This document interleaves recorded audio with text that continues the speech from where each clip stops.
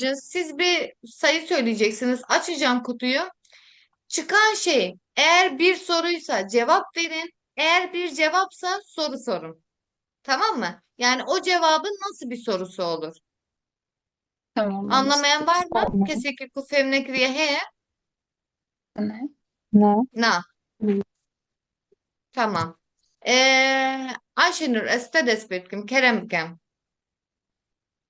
Se. Vamos. Si. Hı hı. Bu fene önce okuyalım. Metamın jibaje mezin heznake. Aha, Büyük bacarmazı şehirleri çiğ. sevdim. Aha, metamış bacarması haznake. Peki bunun sorusu ne olur?